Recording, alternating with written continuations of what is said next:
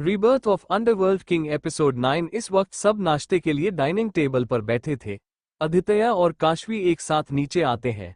सब खाना खा रहे होते कि आशी ने कहा, आज हम सब बहुत दिन बाद एक साथ खाने की टेबल में बैठे हैं ना, इसी खुशी में एक शेर अर्ज है। पुष्पेंद्र जी ने कहा, क्या बात है आशी, तुम तो कुछ ज्यादा ही खुश नजर आ रही हो। तो आशी ने कहा, खुश तो मैं हूं, इसीलिए अब मुझे मेरा शेर सुनाने दीजिए। रेहान ने कहा, अब सुनाई ही दे। हाँ तो शेर अर्ज है, इश्क ने हमें क्या से क्या बना दिया। कि इश्क ने हमें क्या से क्या बना दिया, ब्लैक कलर को भी ग्रीन बना दिया। वाह वाह वाह, आशी ने बनावटी अंदाज में कहा। आदित्य ने जैसे सुना तो उसके मुंह से खाना निकल गया और वो खांसने लगा। काशवी उसकी पीठ सहला रही थी। काशवी ने उसे पानी का ग्लास देते हुए कहा, आराम से खाइए ना आदित्य जी। आदित्य पानी पीते हुए आशी को घूर कर देख रहा था। आशी उसकी हालत देखकर मुस्कुरा रही थी। राजू वहीं पर खड़ा था, उसके चेहरे पर मुस्कान आ गई। पुष्पेंद्र ने राजू से कहा, क्या बात है राजू, तुम्हें इतनी हंसी क्यों आ रही है। आदित्य राजू की तरफ घूर कर देखता है। राजू ने अपना सर नीचे कर लिया। आशी ने आदित्य से कहा, क्या बात है भैया, आप राजू को क्यों देख रहे हैं। आपको कुछ चाहिए तो मुझे बताइए ना, मैं देती हूँ। आदित्य ने चिढ़ते हुए कहा, मुझे कुछ भी नहीं चाहिए। राजू ने जब आदित्य को खुद को घूरता पाया तो उसने कहा, मैं किचन से और रोटियां लेकर आता हूँ। वो किचन में चला गया। पुष्पेंद्र ने आदित्य से, आदित्य सही से खाना खाओ, इतनी जल्दी खाना खाने की क्या जरूरत है। रेहान आशी से कहता है, ये कैसा शेर है तुम्हारा, बिना सर पैर का। आशी ने कहा, भैया ये आज के जमाने का शेर है, आपको नहीं समझ में आएगा। आप लोगों को तो गोलियां चलाने और मारधाड़ से फुर्सत नहीं है, शेर कैसे समझ में आएगा। आदित्य ने उसे घूमते हुए कहा, अब शांति से खाना खा ले या शायरी ही सुनाती रहेगी।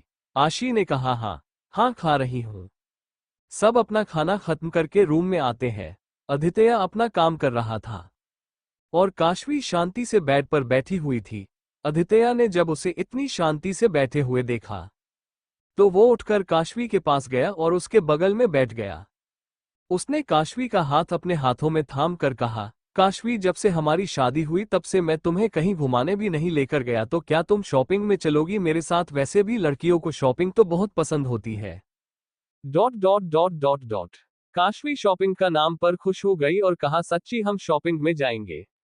आप सही कह रहे हैं, बहुत दिन से मैं शॉपिंग में नहीं गई हूँ। और जब से आपसे शादी हुई ना, तब से तो मैं बिल्कुल भी शॉपिंग पर नहीं गई। मेरी जिंदगी में तो शॉपिंग ऐस भी नहीं रहा। काशवी सब एकदम जल्दी में कह गई। जब उससे रियलाइज हुआ उसने क्या कहा तो वो आदित्य की तरफ देखने लगी। वो मेरा मतलब है कि आदित्य उसके चेहरे पर खुशी देख सकता था।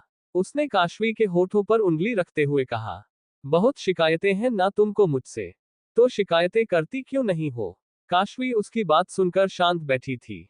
आदित्य ने उसका चेहरा थामकर कर कहा, आई एम रियली सॉरी, लेकिन मैं वादा करता हूँ आज के बाद तुम्हें वो सब मिलेगा जो तुम चाहती हो। तुम्हें मेरी वजह से जितनी तकलीफ होनी थी हो गई, अब से तुम्हारी जिंदगी में सिर्फ खुशियां ही होंगी और तुम वो हर चीज करोगी जो तुम्हें खुशी देती है। काशवी ने कहा, ऐसी कोई बात नहीं है आदित्य जी, मैं खुश हूं और आपके साथ रहने के बाद मुझे वो मिला है जिसकी मैंने उम्मीद भी नहीं की थी। मैंने बहुत कुछ तो नहीं, लेकिन हाँ शॉपिंग को बहुत मिस किया है। आदित्य खड़ा हुआ और कबर्ड के पास गया और काशवी के पास आकर उसको एक कार्ड लाकर देता है। ये लो, ये मेरा क्रेडिट कार्ड है, आज से तुम्हारा। तुम्हें जब भी जिस भी जितनी भी शॉपिंग करनी हो तुम कर सकती हो। काशवी ने कहा, लेकिन ये तो आपका कार्ड है ना। आदित्य ने कहा, मेरा तुम्हारा कुछ नहीं, जो मेरा है वो तुम्हारा है और अब से तो ये सिर्फ तुम्हारा है। मैं नहीं चाहता जब भी तुम्हें शॉपिंग में जाना हो तो तुम मुझसे पैसे मांगो, इसलिए ये तुम्हारा। लेकिन आज मैं तुम्हें खुद शॉपिंग पर लेकर जाना चाहता हूँ, तो अब चलो जल्दी से रेडी हो जाओ। काशवी ने खुश होते हुए कहा, मैं बस 10 मिनट में रेडी होकर आती हूँ। कुछ देर बाद काशवी तैयार होकर बाहर आती है और आदित्य के पास आकर के कहा, लिए चलते हैं। आदित्य ने उसकी तरफ अपना हाथ बढ़ाकर कहा, तो फिर चलो चलते। इतना कहकर वो दोनों कमरे से बाहर निकल आते हैं। वो दोनों जब नीचे आए तो आशी ने कहा, आप दोनों कहीं जा रहे हैं। तो आदित्य ने कहा, हाँ हम शॉपिंग पर जा रहे हैं। आशी ने चौंकते हुए कहा, भाई आप शॉपिंग पर जा रहे हैं, सीरियसली। ये तो अपने आप में दुनिया का 8वां अजूबा है। काशवी, ध्यान रखना भाई शॉपिंग पर जा रहे हैं, वो ब्लैक एंड व्हाइट के अलावा दूसरे कोई कलर पसंद नहीं करेंगे। लेकिन अब अगर तुम उनके साथ जा रही हो ना तो प्लीज इनको ना कुछ अच्छे कलर की शर्ट दिला देना। काशवी ने आशी से कहा, तुम भी हमारे साथ शॉपिंग चलो ना। तो आशी ने कहा, ना बाबा, मुझे कबाब में हड्डी बनने का कोई शौक नहीं है। आप दोनों पहली बार शादी के बाद इतनी खुशी से कहीं जा रहे हैं। मैं चाहती हूँ आप दोनों अपना आज का पूरा दिन एंजॉय करें। और वैसे भी मैंने अपनी कुछ फ्रेंड्स के साथ बाहर घूमने का प्लान किया है, मैं उनके साथ जा रही हूँ। आदित्य ने कहा, लेकिन तूने मुझे बताया क्यों नहीं, ऐसे कैसे जा रही है? आशी ने कहा, ओफो भैया कितनी फिक्र करते हैं, कभी तो मुझे अकेले घूमने फिरने दिया कीजिए। आदित्य ने कहा, ठीक है जा, लेकिन अपना ख्याल रखना और कोई भी परेशानी तुझे लगे ना तो मुझे तुरंत कॉल करना। आशी ने कहा, ओके भैया अब आप जाइए।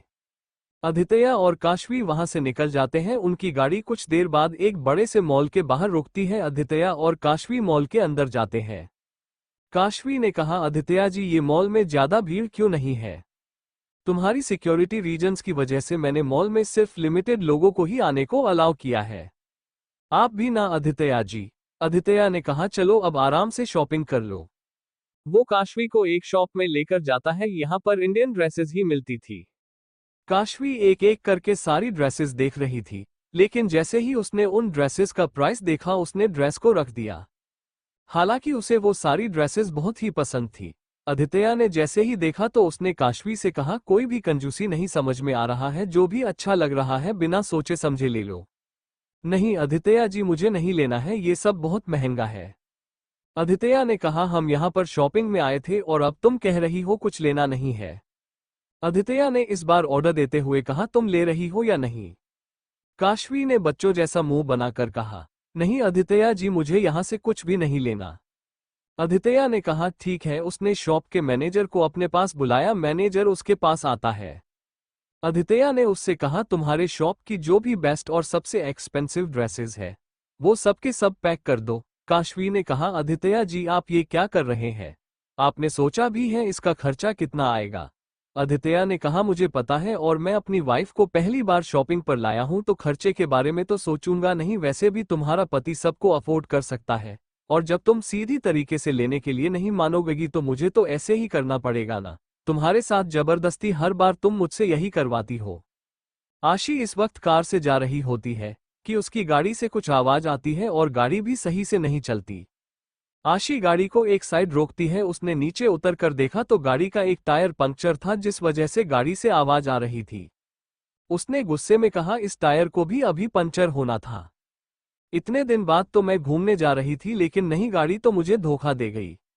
भाई को कॉल करो क्या नहीं, वो तो काशवी के साथ होंगे, उनको डिस्टर्ब करना सही नहीं होगा। घर से मैं दूसरी गाड़ी मंगा लेती हूँ। आशी देखा तो उसके फोन में नेटवर्क नहीं था कि तभी वहां से एक गाड़ी गुजर रही थी। गाड़ी पर बैठे शख्स ने जैसे आशी को देखा उसने अपनी गाड़ी आशी के पास रोकी और खिड़की से झांकते हुए कहा, एनी हेल्प? आशी ने जब अपनी लेफ्ट साइड देखा तो वो तेजस था। आशी ने उसको देखते ही अपना चेहरा दूसरी तरफ कर लिया और कहा, नहीं मुझे हेल्प की जरूरत नहीं है। तेजस ने देखा कि आशी के गाड़ी का टायर पंक्चर है। उसने कहा, लेकिन आपकी गाड़ी का तो टायर पंक्चर है और आप कह रही हैं कि आपको हेल्प की जरूरत नहीं है।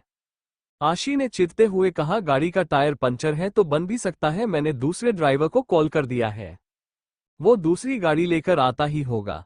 मैं आपकी कुछ हेल्प कर दूं? तेजस ने कहा। आशी ने कहा, मुझे तुम्हारी हेल्प की कोई जरूरत नहीं है। आशी ने कहा। तेजस अपनी गाड़ी से उतरकर बाहर आता है और आशी के पास आकर कहता है, आप मुझसे इतना चिढ़ती क्यों हो? आशी ने उसकी आंखों में देखते हुए कहा, तुम मेरे भाई को जबरदस्ती जेल में बंद करने के लिए पड़े हुए हो और मुझसे पूछ रहे कि मैं तुमसे चिढ़ती क्यों हूं? तुम्हें भाई के खिलाफ कोई सबूत नहीं मिल रहा है, फिर भी तुम भाई को जेल के अंदर भेजने की धमकी दे रहे थे। तेजस ने उसकी बात सुनकर कहा, ओह तो ये बात है, ये रीजन है मुझसे चढ़ने का। आशी का फोन बजता है। उसने फोन रिसीव किया।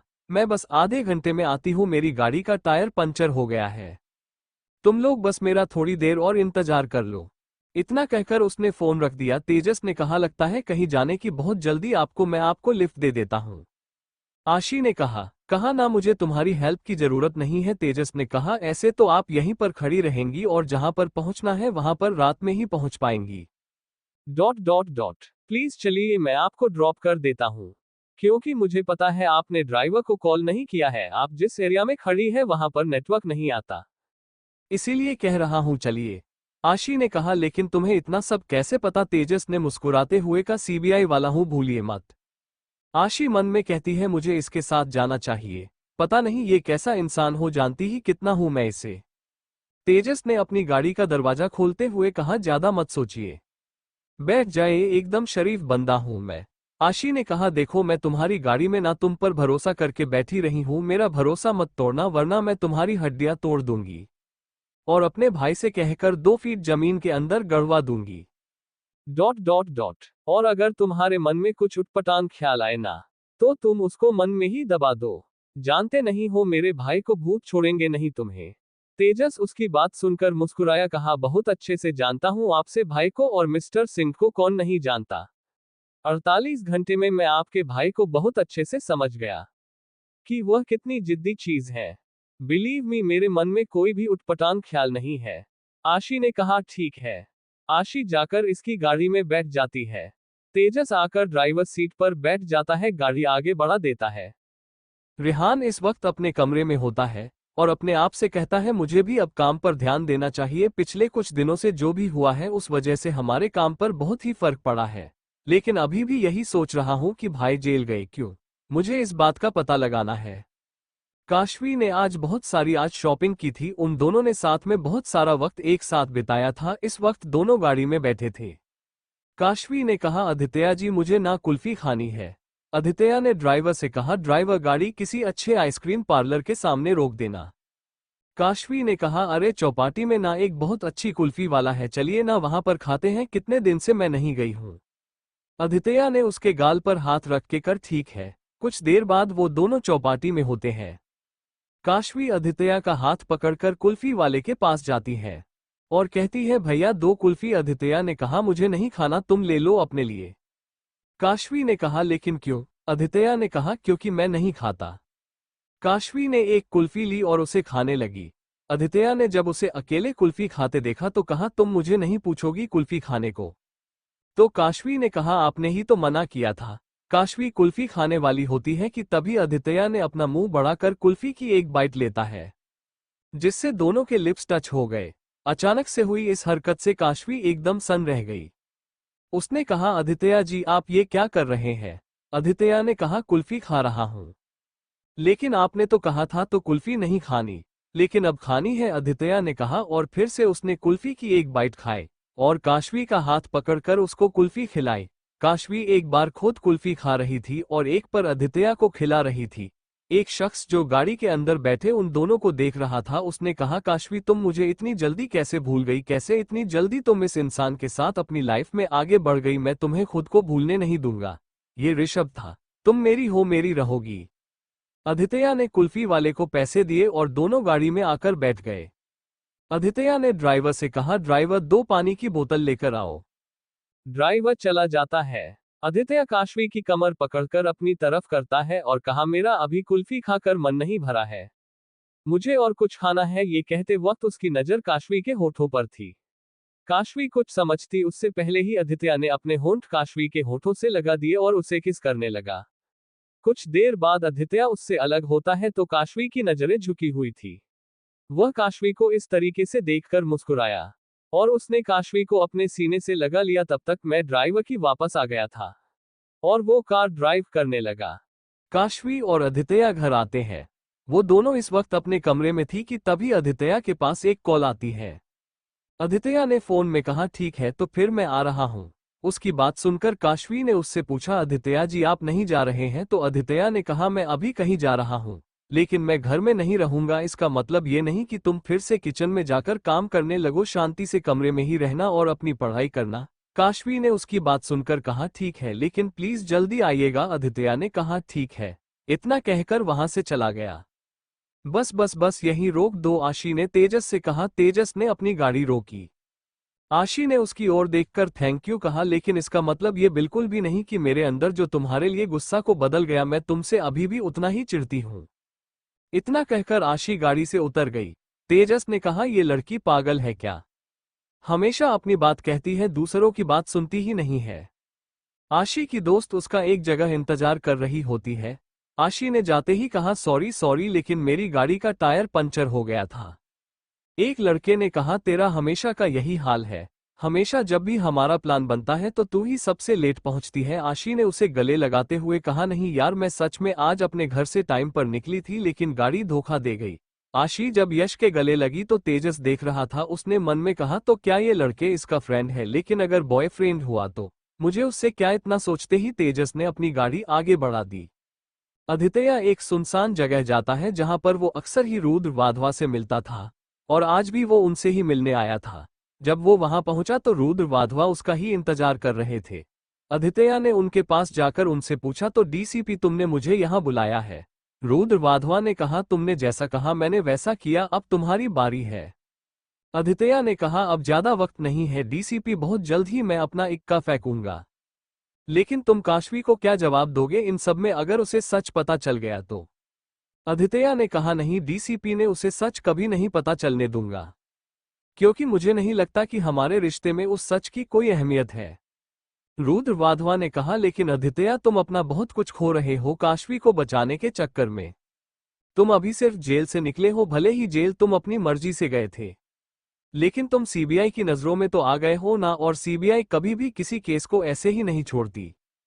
और वो ऑफिसर तेजस जल्दी केस को रफा दफा तो बिल्कुल नहीं करेगा, वो इस केस की जड़ तक जाएगा और आज नहीं तो कल काशवी को भी सच पता ही चलने वाला है। आदित्य ने कहा, नहीं डीसीपी। रुद्र वाधवा ने बेहद संजीदगी कहा, लेकिन तुम अपना सब कुछ गवा रहे हो, अपनी कमाई हुई इज्जत, अपनी कमाई हुई शोहरत और दबदबा जो तुमने बिजनेस वर्ल्ड और अंडरवर्ल्ड में कायम किया है, वो तुम काशवी की वजह से गवा रहे हो। आदित्य ने गुस्से में कहा, मैं काशवी के लिए कुछ भी कर सकता हूं। ये क्या 1000 कुर्बानी दे सकता हूं मैं उसके लिए। जानता हूं कि तुम मुझसे कितना प्यार करते हो, लेकिन प्रॉब्लम यह है कि इन सब में तुम्हारे ऊपर कितना खतरा आ गया। तुम जानते भी हो अंडरवर्ल्ड के हर एक गुंडे की नजर सिर्फ तुम्हारे ऊपर है कि कब तुम उन्हें मिलो और वो तुम्हें जान से मार दे। तुम्हारे जेल जाने से उन्हें बहुत नुकसान हुआ है, और आज नहीं तो कल जब वो ये सारी बातें जानेंगे ना, तो तुम जानते हो कि वो काशवी के भी जान के दुश्मन बन जाएंगे। रुद्र वाधवा ने कहा।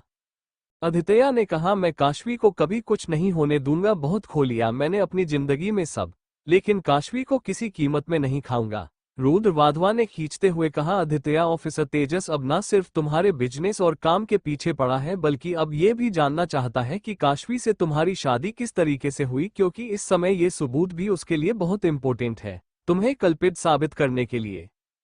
खैर जो भी हुआ, अब वक्त आ गया है कि मैं अब उन सबको उनकी औकात और जगह दिखा दूं। मैं हमेशा अपनी फैमिली को, काशवी को प्रोटेक्ट करूंगा, ना मैं हार मान लूंगा, ना मैं काशी को कुछ दूर जाने दूंगा। बहुत खोलिए जिंदगी में सब, लेकिन अब नहीं, और काशवी तो बिल्कुल भी नहीं। लेकिन आदित्य अब तुम्हें अपना अगला स्टेप जल्द ही लेना होगा। लूंगा मैं अपना अगला स्टेप बहुत जल्द ही, लेकिन उससे पहले मैं उन 2 नमूनों से मिल तो लूं। लेकिन अभी वो दोनों काफी बौखलाए हुए हैं, क्योंकि उन्हें लगता है कि तुम्हारे ऊपर सीबीआई इंक्वायरी चल रही थी। तुम जेल के अंदर बंद थे, लेकिन उनमें से कोई भी नहीं जानता कि वो सब तुम्हारा ही प्लान था। आदित्य ने मुस्कुरा कर कहा, कोई बात नहीं, अब पता चल जाएगा। उसकी मुस्कान देखकर रुद्र वाधवा भी मुस्कुरा दिए। राका और ऋषभ इस वक्त एक फैक्ट्री एरिया में थे। राका के एक आदमी जो उसके लिए काम करता था, उसने ही उसे फोन कर यहाँ पर बुलाया था। राका जैसे ही वहां पहुंचा तो उसने उस आदमी से पूछा, बोलो वसीम, तुमने मुझे अचानक क्यों बुलाया है? वसीम ने एक तरफ हाथ का इशारा करते हुए दिखाया। राका ने जैसे उस ओर देखा तो वहां पर उसके 10 आदमी मरे पड़े थे। राका ने अचंभे भरी आवाज में कहा, ये क्या है? ये तो वही आदमी है ना जो माल लेकर जा रहे थे, और ये तो हमारे सबसे वफादार और बहादुर आदमी है। उसी के पास खड़े दूसरे लड़के ने कहा, और बॉस वो हमारी वो जो शिप चोरी हुई थी ना, वो मिल गई है, लेकिन उसमें से माल गायब है, और इन सबकी लाश उसी शिप से मिली। ऋषभ ने कहा, ये हो क्या रहा है? माल चोरी हो गया, रेखा के आदमी मरे पड़े हैं, ये सब चल क्या रहा है? और कौन है इन सबको इस तरीके से मारने वाला जिसे राका से डर नहीं लगता? राका से उसके दुश्मन भी डरते हैं। मुझे तो नहीं लगता कि अंडरवर्ल्ड में कोई ऐसा है जो राका से दुश्मनी मोल लेना चाहेगा, लेकिन उन दुश्मनों में मैं नहीं आता। पीछे से एक आवाज आई।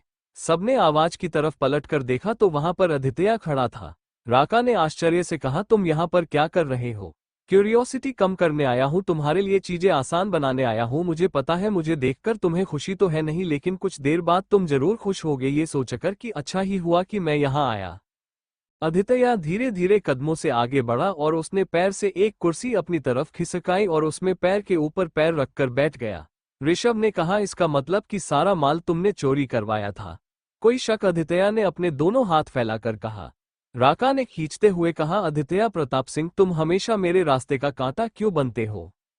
आदित्य ने कहा, जब तक तुम दोनों मेरे रास्ते का कांटा बनोगे।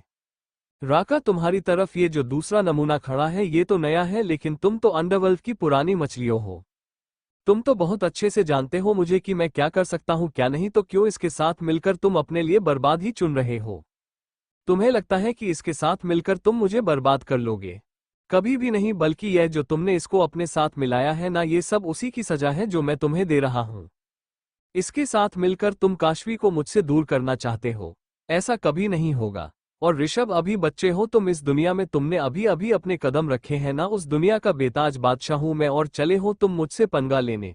देखा ना जिसकी आड़ में तुम छिपकर ये सब कर रहे हो ना, जब मैं उसका बुरा हाल कर सकता हूं तो सोच लो तुम कि तुम्हारा मैं क्या हाल करूंगा। इतना बुरा हाल करूंगा कि तुम कोसोगे उस दिन को जिस दिन तुम्हारा सामना मुझसे हुआ था। याद है ना? ऋषभ ने कहा, कैसे भूल सकता हूं मैं वो दिन वो रात जब तुम मुझसे मिलने आए थे। इस बार चौंकने की बारी राका की थी। राका ने आश्चर्य से कहा, कौन सा दिन और कौन सी रात, किस बारे में बात कर रहे हो तुम दोनों? ये चल क्या रहा है तुम दोनों के बीच में? और ऋषभ, अब तुमने मुझसे कौन सी बात छुपाई है? आदित्य ने मुस्कुराकर राका से कहा, इसने तुम्हें धोखा दिया है। और धोखा तो इसकी फितरत है, वही धोखा जो ये काशवी को देने वाला था। ऋषभ ने कहा, मैं कभी भी काशवी को धोखा नहीं देने वाला था, प्यार करता था मैं उससे और अभी भी उससे प्यार करता हूं, और देखना मैं उससे अपना बनाकर ही रहूंगा, तुम्हारी नजरों के सामने वो मेरी होगी। आदित्य गुस्से से अपनी जगह से खड़ा हुआ और उसने ऋषभ का गला पकड़कर जमीन से उठाकर उसे हवा में लटकाते हुए कहा, काशवी का नाम भी मत लेना अपनी जबान से ऋषभ, वरना यही तुम्हारी जबान काट लूंगा। और अब भूल जाओ कि कभी भी काशवी तुम्हारी होगी, क्योंकि जो चीज मेरी हो जाती है वो सिर्फ मेरी होती है। काशवी तो फिर भी इंसान है, मेरा प्यार है, मेरी बीवी है, उसकी तरफ तो मैं तुम्हें कभी भी आंख उठाकर भी नहीं देखने दूंगा। राका आदित्य का हाथ ऋषभ के गले से हटाने की कोशिश कर रहा था, लेकिन आदित्य की पकड़ उसकी गर्दन पर बहुत मजबूत थी, जिससे ऋषभ को सांस लेने में भी प्रॉब्लम होने लगी और उसकी आंखें भी बाहर आने लगी थी। राका ने कहा, आदित्य प्रताप सिंह, तुम पागल तो नहीं हो गए हो? छोड़ो उसे। राका ने ऋषभ को छोड़ा। ऋषभ तुरंत जमीन पर गिर गया और अपना गला पकड़ के खांस लेना गा। आदित्य ने कहा, वार्न कर रहा हूं तुझे ऋषभ। राका को तो मैंने एक पैर से लंगड़ा किया है, क्योंकि उसकी वजह से उस दिन काशवी को परेशानी हुई थी। तो सोचो तुम्हारा क्या हाल करूंगा जब जब तुम उसे मुझसे छीनने की कोशिश करोगे। याद रखना, ना तो तुम्हारे दोनों हाथ तुम्हारे शरीर में होंगे, ना ही तुम्हारे दोनों पैर, तुम मौत मांगोगे लेकिन तुम्हें कभी मौत नसीब नहीं होगी। ध्यान रखना, काशवी मेरी है, मेरी थी और मेरी ही रहेगी। अपने दिमाग से उसे मुझसे दूर करने का ख्याल निकाल दे। और तुम राका, ये तो तुम्हारी बर्बादी की अभी शुरुआत है, अभी आगे आगे देखो होता है क्या, क्योंकि तेरी बर्बादी की कहानी तो मैंने अपनी कलम से लिख दी है। इतना कहते ही आदित्य पलट कर जाने लगता है कि राका ने कहा, ये सब तुम्हें बहुत महंगा पड़ेगा आदित्य प्रताप सिंह। आदित्य अपनी जगह पर रुक गया और पलटकर राका की तरफ देखकर, काम बुरे दिन तुम्हारे चल रहे मेरे नहीं, सस्ती चीजें मुझे पसंद भी नहीं है, जरा मैं भी तो देखूं कि कितना महंगा पड़ेगा। इतना कहते ही आदित्य वहां से चला गया। काशवी इधर उधर कमरे में टहल रहे थी और अपनी उंगलियों को एक दूसरे में जकड़कर मोड़ रही थी कि तभी आदित्य कमरे में पहुंचा। उसने जब काशवी को इस तरीके से देखा तो कहा, ये तुम क्या कर रही हो? काशवी ने आदित्य की तरफ देखा और दौड़कर जाकर आदित्य के गले से लग गई। आदित्य ने उसकी पीठ पर अपने हाथ रखे। काशवी, क्या हुआ? काशवी ने कहा, आपने मुझसे कहा था कि आप थोड़ी देर में आ जाएंगे, लेकिन 3 घंटे बीत गए, आप 3 घंटे बाद आ रहे हैं। मुझे आपकी फिक्र हो रही थी, मैंने आपको कॉल भी की थी, लेकिन आपका फोन स्विच ऑफ आ रहा था। आप जानते मुझे आपकी कितनी फिक्र हो रही थी? आदित्य ने उसके सर पर हाथ फेरते हुए कहा, सॉरी जान। पहले तो जान निकाल दो, फिर जान कहकर सारी बात को रफा दफा करने की कोशिश करो। आपको ऐसा लगता है कि आप इस तरीके से बोलकर मेरा गुस्सा कम कर सकते थे? ऐसा नहीं है। वो उससे अलग हुई और उसकी ओर देखकर पूछा, कहाँ थे आप? आदित्य ने उसे बहुत आराम से जवाब देते हुए कहा, कुछ इम्पोर्टेंट काम आ गया था, उसी में फंसा हुआ था, मेरे फोन की बैटरी चली गई, इसलिए तुम्हारा फोन भी नहीं रिसीव पाया, सॉरी। आगे से ध्यान रखूंगा। आदित्य ने कहा, बहुत लेट हो गई है, तुमने खाना खा लिया? काशवी ने कहा, मुझे भूख नहीं है, मैंने बाहर बहुत सारी चीजें खा ली थी ना, इसलिए मुझे भूख नहीं लगी। काशवी ने थोड़ा गुस्से में कहा, ठीक है अब सो चलकर। काशवी ने कहा, लेकिन आपने भी तो खाना नहीं खाया। आदित्य ने कहा, बोल रही हूं, मैंने भी बाहर बहुत सारी चीजें खाई थी, अब सो चलकर। काशवी जाकर एक तरफ बेड में लेट गई। आदित्य उसके बचकानेपन पर मुस्कुराया। आदित्य भी जाकर उसके बगल में लेट किया। उसने काशवी को पीछे से हक किया और उसे टाइटली हक लिया।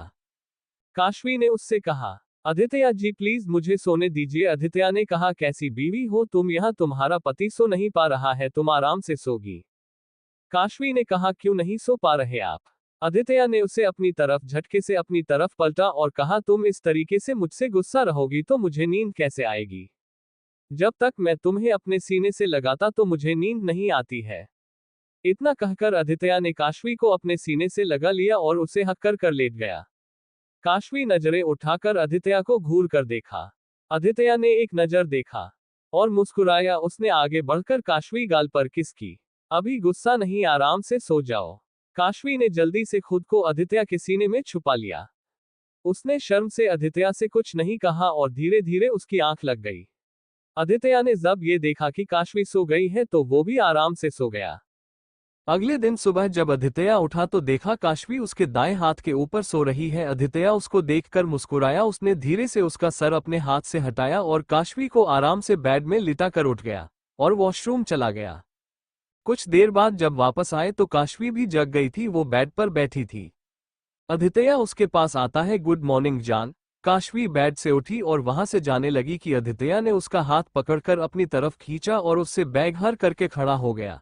आदित्य ने उसके कंधे पर अपना सर रखकर कहा, अभी भी गुस्सा हो? काशवी ने धीरे से कहा, नहीं वो मैं बस, मुझे कॉलेज आने में लेट हो जाएगी। पहले बताओ मुझसे, क्या अभी भी गुस्सा? काशवी ने धीरे से कहा, नहीं, और खुद को आदित्य से छुड़वाकर जल्दी से बाथरूम में चली गई। काशवी ने ये इतनी जल्दी किया कि आदित्य को भी कुछ समझ में नहीं आया। काशवी कुछ देर बाद कॉलेज जाने के लिए रेडी हो जाती है।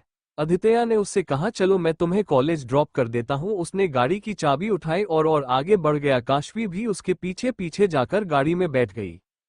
कुछ देर बाद वो दोनों कॉलेज के सामने होते हैं। काशवी गाड़ी से उतरने लगी कि आदित्य ने उसका हाथ पकड़ा लिया।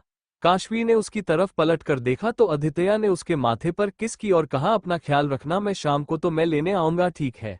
काशवी ने हल्के से हाँ में अपना सर हिलाया और गाड़ी से उतर के बाहर निकल गई। काशवी अपने लेक्चर अटेंड कर रही थी। लेक्चर ओवर होने के बाद वो वॉशरूम गई। जब वहां से लौट रही थी कि तभी किसी आदमी ने उसके पीछे से उसके नाक में रुमाल रखा। क्लोरोफॉर्म की वजह से काशवी कुछ ही सेकंड में बेहोश हो गई।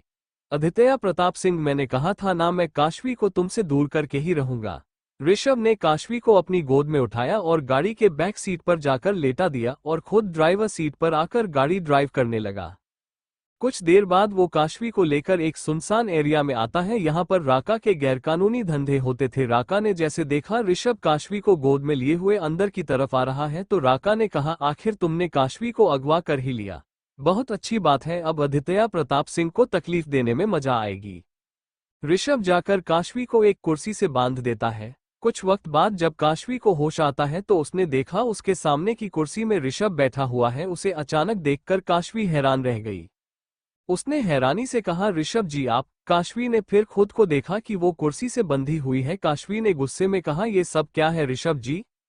ऋषभ ने कहा, तुमने मेरे पास कोई ऑप्शन कहाँ छोड़ा था? काशवी, मैं कह रहा था कि मेरे पास वापस आ जाओ, लेकिन तुम आने को तैयार ही नहीं थी, इसीलिए मैंने तुम्हें किडनैप किया ताकि तुम मेरे पास रह सको। काशवी ने गुस्से से कहा, आपका दिमाग खराब हो गया। मैंने आपको उस दिन कितनी बार कहा था कि चाहे जो भी हो जाए मैं आदित्य जी को कभी नहीं छोड़ूंगी। ऋषभ ने कहा, क्या तुम उससे प्यार करने लगी हो? काशवी ने कहा, बहुत प्यार। मैं उनसे बहुत प्यार करती हूँ और मैं आपको कह रही हूँ कि आदित्य जी को पता चला ना कि आपने मुझे किडनैप किया है तो वो आपको छोड़ेंगे नहीं। ऋषभ ने कहा, वो कभी यहाँ तक पहुँच ही नहीं पाएगा। काशवी ने कहा, आप जानते नहीं हैं उन्हें, जब बात उनकी फैमिली और उनसे जुड़े लोगों की आती है ना तो कुछ भी कर सकते हैं, कहीं पर भी पहुँच सकते हैं, और आप देखिएगा वो आएंगे। तभी पीछे से एक आवाज आती है, बहुत भरोसा है ना तुम्हें अपने पति पर? काशवी ने उस तरफ देखा तो वहां राका खड़ा था। काशवी ने उसको देखकर कहा, आप तो वही है ना जिन्होंने मेरे और आदित्य जी के ऊपर अटैक करवाया था? राका ने कहा, इसका मतलब कि मैं तुम्हें याद हूं? हाँ, मैं वही हूं जिसने तुम लोगों पर अटैक करवाया था। काशवी ने गुस्से में कहा, आपका एक बार मन नहीं भरा ना आदित्य जी से पिटकर? और ऋषभ जी, आपने इनके साथ मिलकर मुझे किडनैप किया। राका ने कहा, दुश्मन का दुश्मन दोस्त होता है और ये भी आदित्य प्रताप सिंह की बर्बादी चाहता और मैं तो हमेशा से उसकी बर्बादी चाहता था, तो मैंने कर लिया इसको अपनी टीम में शामिल। पिछले कुछ दिनों में मुझे ये तो समझ में आ गया कि तुम आदित्य प्रताप सिंह की कमजोरी हो, वो कमजोरी जो पिछले 16 साल में मैं ढूंढ नहीं पाया, लेकिन जिस दिन उसने तुम्हारे हिस्से की गोली अपने सीने में ली ना, मैं समझ गया कि अब तुम ही वो हो जो मुझे उसकी बर्बादी तक पहुंचाओगी। काशवी ने गुस्से से उन दोनों की ओर देखकर कहा, आप दोनों कुछ भी कर ले लेकिन आदित्य जी का कभी कुछ नहीं बिगाड़ पाएंगे। आप शायद भूल गए हैं एक बार उन्होंने आपका क्या हाल किया था, आप कभी भी अपने एक पैर पर खड़े नहीं हैं। राका को उसकी बात सुनकर गुस्सा आया और उसने काशवी के गाल पर थप्पड़ मारा। उसके ऐसा करने से काशीवी का चेहरा एक तरफ हो गया, राका की उंगलियों के निशान उसके गाल पर छप गए थे और उसके होठों से खून भी निकल रहा था। ऋषभ ने काशवी से कहा, मुझसे भी बर्दाश्त नहीं होगा कि तुम उस आदमी की बातें और बड़ाई मेरे सामने करो। इतनी जल्दी तुम्हारा प्यार बदल गया। काशवी ने अपना चेहरा ऋषभ की तरफ घुमाकर कहा, प्यार वो तो मैंने कभी आपसे किया ही नहीं था। मेरे मन में आपके लिए इज्जत थी, मैं आपको एक अच्छे इंसान समझती थी, लेकिन आज मेरा वो भ्रम टूट गया। यकीन मानिए मुझे थप्पड़ की तकलीफ नहीं है, बल्कि आज मुझे इस बात की जितनी खुशी है कि मैं बच गई आपसे शादी करने से। किसी ने कहा है जो भी होता है अच्छे के लिए ही होता है, और शायद मेरी आदित्य जी से शादी होना ही मेरे लिए अच्छा था। और एक बार फिर आदित्य जी ने गलत होकर भी खुद को मेरी नजरों में ऊंचा उठा लिया। अगर वो मुझसे शादी नहीं करते ना तो मुझे आप जैसे खुदगर्ज इंसान से शादी करनी पड़ती। और एक बात और, मैंने कभी भी आपसे प्यार नहीं किया था, मेरा पहला प्यार सिर्फ आदित्य जी है। ऋषभ ने गुस्से में कहा, काशवी में आदित्य का नाम तुम्हारे मुंह से बर्दाश्त नहीं करूंगा। मुझे फर्क नहीं पड़ता कि आपको उनका नाम बर्दाश्त है या नहीं है, लेकिन अब मेरे लिए यही नाम सब कुछ है, मेरे आदित्य जी ही सब कुछ है। जिनका नाम आपको मेरे जुबान से भी बर्दाश्त नहीं है, वही इंसान मेरे मन में बसे हुए हैं। राका ने कहा, पागल हो गई है ये, उस आदित्य प्रताप सिंह के प्यार में बहुत भरोसा है इस लड़की को उस आदित्य प्रताप सिंह पर, लेकिन बहुत जल्दी इसका भरोसा टूटेगा जब वो कभी यहां तक पहुंच ही नहीं पाएगा। आदित्य इस वक्त कार ड्राइव कर रहा था कि तभी उसके पास किसी का कॉल आता है। उसने फोन रिसीव किया। दूसरी तरफ के आदमी ने कुछ कहा। उसकी बात सुनकर आदित्य के चेहरे पर गुस्सा उमड़ आया और उसकी आंखें भी गुस्से से लाल हो गई। उसके चेहरे की एक एक नस गुस्से की वजह से उभर आई थी। उसने गुस्से में एक मुट्ठी स्टीयरिंग व्हील पर मारा, जिस वजह से उसके हाथ से खून निकलने लगा। राका और ऋषभ उस कमरे से बाहर निकल आते हैं। राका ऋषभ से बोला, देख रहे हो इस लड़की का हाल, ये पूरी तरीके से आदित्य प्रताप सिंह की दीवानी हो चुकी है, इसीलिए हमें ही कुछ करना होगा। इसके मन में हमें आदित्य प्रताप सिंह के खिलाफ नफरत भरनी होगी, तभी हम आगे कुछ कर पाएंगे। और कुछ भी करके आदित्य प्रताप सिंह के खिलाफ जितने भी केस चल रहे हैं, मुझे उस सारे इल्जाम उस पर सच साबित करने हैं। एक बार तो वो जेल से निकल चुका है, लेकिन इस बार नहीं निकलेगा। ऋषभ ने राका से कहा, अब वक्त आ गया है अपना अगला स्टेप लेने का। राका ने कहा, ये काम करेगा तुम्हें लगता है? इस लड़की का हाल देखकर ऋषभ ने कहा, जो भी है, लेकिन है तो ये एक आम सी सीधी सादी लड़की। वो आगे बढ़ गया। ऋषभ ने आगे बढ़कर टेबल से कुछ उठाया और वापस से काशवी के पास आया। उसने काशवी को फोन में एक वीडियो दिखाया। काशवी इस वीडियो को देखकर हैरान थी।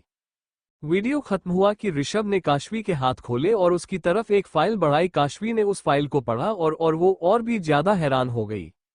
वो सब देखने के बाद काशवी अपनी जगह पर एकदम गुमसुम बैठी थी। उसके मुंह एक भी शब्द नहीं निकला, को एकदम भूत बनकर बैठी हुई थी। ऋषभ ने कहा, अब इसे बांधने का भी कोई फायदा नहीं। इतना कहकर ऋषभ उस कमरे से बाहर निकल गया और राका के पास गया। उसने उससे कहा, काम हो गया है, अब देखना काशवी कितनी नफरत करेगी उस आदित्य प्रताप सिंह से। राका ने मक्कारी से मुस्कुराते हुए कहा, आदित्य प्रताप सिंह सब कुछ बर्दाश्त कर सकता है, लेकिन काशवी की नफरत उससे कभी बर्दाश्त नहीं होगी।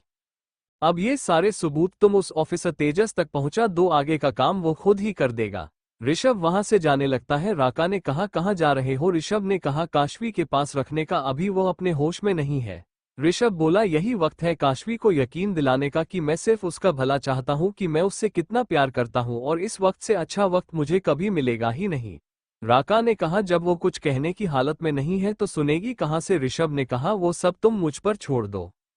ऋषभ काशवी के पास जाता है। काशवी अभी भी बूढ़ बनकर बैठी हुई थी और उसकी आंखों से आंसू निकल रहे थे। ऋषभ ने कहा, देखा काशवी, तुम जिस इंसान पर इतना भरोसा करती हो वो इंसान भरोसे के लायक ही नहीं है। देखा ना वो इंसानों को किस तरीके से मारता है। वो इंसानों को इंसान ही नहीं समझता है। जितने भी गलत काम हो सकते हैं वो सारे गलत काम कर सकता है। उसका एक नमूना तो तुम देख ही चुकी हो इस वीडियो में। वो लड़कियों के साथ बदतमीजी करने से भी पीछे नहीं हटता। वो लड़कियों की जरा सी भी इज्जत नहीं करता। उसके लिए लड़कियां सिर्फ एक खिलौना है, जैसे कि तुम थी। तभी तो उसने जबरदस्ती तुमसे शादी की, याद है ना? क्या कुछ नहीं किया था उसने तुमसे शादी करने के लिए। अभी भी कह रहा हूं, संभल जाओ। ऋषभ कमरे से बाहर निकल जाता है और काशवी अभी भी बैठकर सारी बातें सोच रही थी। आशी घर वापस आ चुकी थी। उसने घर पर काशवी को ना पाकर रॉकेट से पूछा, रॉकेट भैया, काशवी और भैया नजर नहीं आ रहे हैं, दोनों कहीं गए हैं क्या? रॉकेट ने कहा, हाँ मैं कॉलेज गई हैं और भाई अपने काम से गए हैं। ओह। आशी जाकर सोफे पर बैठ जाती और मैगजीन पढ़ने लगती है। आदित्य रुद्र वाधवा को फोन करता है। उसने रुद्र वाधवा से कुछ कहा और फोन रख दिया। काशवी कमरे में बैठी होती है। ऋषभ उसके पास जाता है। काशवी अभी भी शांत बैठी होती है। ऋषभ ने कहा, मुझे पता है तुम मेरे सब गलत लग रहा है, लेकिन मैं क्या करूं, प्यार करता था तुमसे, लेकिन उस आदित्य प्रताप सिंह ने तुम्हें मुझसे छीन लिया, इसलिए मैंने तुम्हें किडनैप किया। तुमने देखा ना कि तुम किस तरीके के इंसान के साथ रहती थी, तुमने किस तरीके के इंसान से प्यार किया। काशवी, मैंने तुम्हें एक गुंडे से बचाया है। काशवी ने कहा, प्लीज ऋषभ जी मुझे यहाँ जाने दीजिए, मैं तुम्हें ज्यादा दिन यहाँ नहीं रखूंगा। तुम्हें जैसे ही एहसास हो जाएगा कि मैं कुछ गलत नहीं कर रहा, मैं तुम्हें आज आजाद कर दूंगा और हम कहीं दूर जाएंगे और हम वहीं पर रहेंगे। रॉकेट के पास फोन आता है। उसने फोन रिसीव किया। उसने कहा, क्या मैं कुछ देर में आता हूँ। आशी उसके पास जाती है और उससे पूछती है, क्या हुआ रॉकेट भैया? रॉकेट ने कहा, मैम किसी ने काशवी मैम किडनैप कर लिया है। आशी ने चौंकते हुए कहा, क्या? काशवी का किसी ने किडनैप कर लिया है? हाँ, मैं सर ने जो सीक्रेट बॉडीगार्ड मैम के लिए हायर किए थे उनसे पता चला है, सर वहीं ही जा रहे हैं, मैं भी जा रहा हूँ। वैसे भी सर के दुश्मनों की कमी नहीं है, मुझे सर को प्रोटेक्ट करना है। रॉकेट सब बताकर वहां से चला जाता है। आशी सोचती है, अगर काशवी का किसी ने किडनैप किया है तो जरूर भैया से दुश्मनी लेने के लिए किया होगा, वरना उस बेचारी की किसी से क्या दुश्मनी, उसने तो किसी का भी बुरा नहीं किया। भैया वही जा रहे हैं, उनके तो कितने दुश्मन हैं, उन्हें तो मौका मिल जाएगा भैया को नुकसान पहुंचाने का, भैया की जान को खतरा होगा। मैं रॉकेट भैया को कहूंगी तो वो मुझ नहीं लेकर जाएंगे, मुझे ही सीक्रेटली वहां जाना होगा। राका और ऋषभ इस वक्त एक साथ बैठे थे। राका ने कहा, आदित्य प्रताप सिंह की बर्बादी की कहानी तो मैंने लिख दी, अब बस उस कहानी का लाइव वीडियो देखना है, तभी तो मजा आएगी। वो कह रहा था कि उसे कुछ आवाज नहीं आती है बाहर की ओर से। राका ने ऋषभ से कहा, ये किस तरह की आवाज है? ऋषभ ने कहा, मुझे तो ये किसी के चीखने की आवाज लगती है। राका ने कहा, मुझे तो गोलियों की आवाज भी आ रही है। फिर दोनों ने एक दूसरे की तरफ देखकर कहा, इसका मतलब कि वो आ गया है, लेकिन उसको पता कैसे चला कि हम लोग यहाँ पर हैं? ये जगह तो शहर से काफी दूर है और जंगल में भी है। तभी उन्हें दरवाजा टूटने की आवाज आती है। उन्होंने दरवाजे की तरफ देखा तो आदित्य खड़ा था, जिसके दोनों हाथ में बंदूक थी। ऋषभ और राका कुछ समझ पाते इससे पहले ही आदित्य ने दौड़कर राका के करीब आता है और उसके सीने पर एक लात मारी, जिससे राका पीछे की तरफ गिर गया। ऋषभ ने आदित्य का कंधा पकड़कर खींचने की कोशिश की, लेकिन आदित्य ने उसे कस के पीछे की तरफ धक्का दिया, जिससे ऋषभ 4-5 कदम पीछे होकर जमीन पर गिर गया। आदित्य ने राका के चेहरे पर मुक्के मारे जा रहा था, जिससे उसका चेहरा काफी सूज गया था और उसके मुंह से खून भी निकल रहा था। राका के कुछ आदमी अंदर आते हैं उसे बचाने के लिए, लेकिन उससे पहले ही आदित्य के आदमियों ने रखा के आदमियों को पीछे से पकड़ लिया। ये सब इतनी अचानक हुआ कि ऋषभ देखता ही रहा। ऋषभ अपनी जगह से खड़ा होता है कि रॉकेट ने उसके सर पर गन तान दी और कहा, शांति से यहीं पर खड़ा रह, वरना मेरी बंदूक में जितनी भी गोली है वो सब तुम्हारे सर पर दाग दूंगा, यहां से हिलने की कोशिश भी मत करना। राका बिल्कुल अधमरा सा हो गया था। आदित्य ने उसके सीने पर एक लात मार दी, जिससे वो वहीं पर जमीन पर गिरा पड़ा था। आदित्य अब ऋषभ की ओर पलटता है। ऋषभ उसको देखकर घबरा गया। वो क्या करता, वो तो कहीं भाग भी नहीं सकता था, क्योंकि रॉकेट उसके सर पर गंदा नहीं हुए खड़ा था। आदित्य उसके पास धीरे धीरे कदमों से आ रहा था और उसने अपने एक एक कदम रखते हुए कहा, मैंने तुझसे कहा था कि काशवी से दूर रहना, मैंने तुझसे कहा था कि मेरे और काशवी के बीच में आने की कोशिश मत करना। आदित्य उसके पास गया और उसकी कॉलर पकड़कर अपनी ओर पुश करते हुए पूछा, बता काशवी कहाँ है? ऋषभ कहता है, मैं नहीं बताऊंगा कि काशवी कहाँ है, बहुत मेहनत की है मैंने उसे तेरे चंगुल से छुड़ाने में, और इतनी मेहनत के बाद मैं काशवी को तुझे सौंप दूं, ऐसा कभी नहीं होगा। तू मुझे कितना भी मार ले, लेकिन मैं नहीं बताऊंगा कि काशवी कहाँ है। आदित्य ने दशक के गाल पर एक मुक्का जड़ा और रॉकेट कहा, इसका खास तौर पर ध्यान रखना, मैं देख कर आता हूँ काशवी कहाँ है। आदित्य काशवी को ढूंढने के लिए निकल जाता है। वो एक एक कमरे में उसे ढूंढता है, लेकिन उसे काशवी कहीं नहीं मिलती। आदित्य ने बहुत ढूंढा, लेकिन काशवी से नहीं मिली। जब वो वापस आ रहा था तो उसे सीढ़ियों के बगल में एक बड़ा सा शीशा दिखता है, जिसकी लेंथ फ्लो तक था। आदित्य को कुछ शक हुआ। उसने शीशा हटाया तो देखा वहां पर एक दरवाजा था जो बेसमेंट की ओर जाता था। आदित्य ने शीशे को एक तरफ फेंका और वो उसके अंदर चला गया। जब अंदर की तरफ गया तो आगे से नीचे की तरफ जाती हुई सीढ़ी थी। आदित्य नीचे नीचे जाता है तो देखता है काशवी कुर्सी में बैठी हुई है, उसका सर एक तरफ लटका हुआ था और वो कुर्सी से बंधी हुई थी। अदित्य दौड़कर उसके पास जाता है। काशवी इस वक्त बेहोश हो चुकी थी। अदित्य ने देखा कि काशवी के गाल पर थप्पड़ के निशान हैं। ये देखकर अदित्य की आंखें गुस्से से लाल हो गई और गुस्से से उसके चेहरे की नसें उभर आई। उसने अपने हाथ की मुट्ठियां बांधने ली। उसने काशवी को जल्दी से खोला और गोद में उठाया और उसे ऊपर की ओर लेकर आता है। काशवी को हल्का सा होश आ गया था। वो अदित्य की तरफ देखती है। अदित्य उसको ऊपर लाता है और लाकर सोफे पर लिटा देता है। काशवी को अभी भी पूरी तरीके से होश नहीं आया था। अदित्य ने टेबल से पानी का जग उठाया और हाथ में पानी लेकर काशवी के मुंह पर छींटे मारे, जिससे काशवी को अब होश आ गया था। अदित्य ने काशवी के गाल पर हाथ रखे और पूछा, कैसी हो तुम? उसने पास की टेबल से ग्लास उठाया और ग्लास में पानी भरकर काशवी को पानी पिलाया। अदित्य ऋषभ की तरफ बढ़ता है। उसने कहा, तुमने मेरी काशवी का क्या हाल किया है? उसके गाल पर थप्पड़ के निशान। किसने मारा उसे थप्पड़? क्या तुमने? ऋषभ ने डरते हुए कहा, यह थप्पड़ मैंने नहीं, राका ने उसे मारा है जब वो तुम्हारी तरफदारी कर रही थी। अदित्य राका की तरफ बढ़ा। राका जो पिलर से सेट कर बैठा हुआ था। अदित्य उसके पास गया और उसे घसीटते हुए काशवी के पास लाता है। अदित्य ने काशवी से पूछा, इसने तुम्हें किस हाथ से मारा था?